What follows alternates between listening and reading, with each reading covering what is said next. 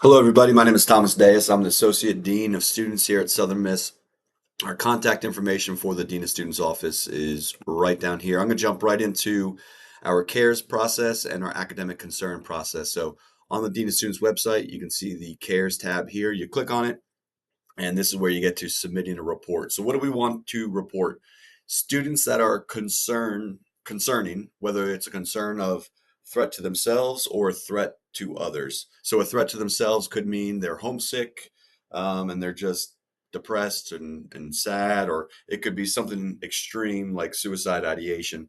And then on the other side of it, that could be a threat of they don't like somebody and they've made a vague threat, all the way up to the most extreme, which would be threats of mass shooter.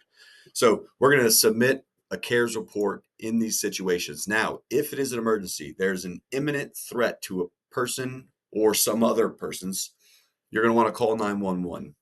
They're the emergency responders, and they're going to be the ones that are the quickest response to the student in distress. On the back side of that, I ask that you fill a CARES report out. But the most important part is getting the emergency services started. So in a CARES report, we're asking you to put your name and information. We don't give your information out to the student. That's for me and any of our CARES team members, so that if we want to get back in touch with you, whether that's an update or to ask you to be our eyes and ears on that student for the coming months, that's what we're going to use that information for. There's a couple required fields. Obviously, the most important one is we need to know the student's name, first and last, preferably. And then if you have their ID number, that's even better. The next or the second important field is the questions box. So we want to know what is going on with the student. What brought you to create this report? And what concerns need to be addressed? At the bottom of the page, you're able to upload documentation. So this could be an email communication that was sent back and forth. It could be a screenshot of a Facebook post. Whatever you think is necessary, that's going to give us the information we need to know about the student. What happens when you submit that report? So you click the submit button, that sends an email directly to me in real time. I open up the report, I give it a review, and then I assign it to a team member based on the level of concern we have of the student. Um, so with that assignment, the CARES team member is required to get in touch or send a communication to that student within 24 hours. We hope to have some sort of contact within 48 hours, and then from there, we're going to set up a time to sit down and actually meet. So sometimes that's face to face, which is our preferred. There's phone calls that happen. Sometimes it's just through email, but we want a chance to actually communicate with that student.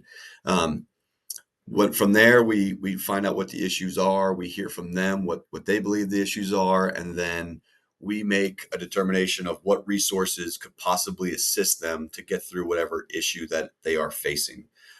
We don't solve their problem; we give them the tools to be successful.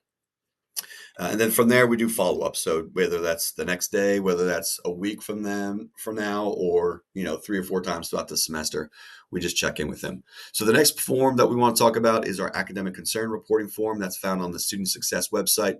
Um, you click on academic concerns reporting form, and it's very similar to the CARES report. Fill out all the necessary information. So here you're telling us a student's not attending class, they are missing assignments, or they're doing very poorly on assignments, or they're maybe just um, unable to be attentive in class.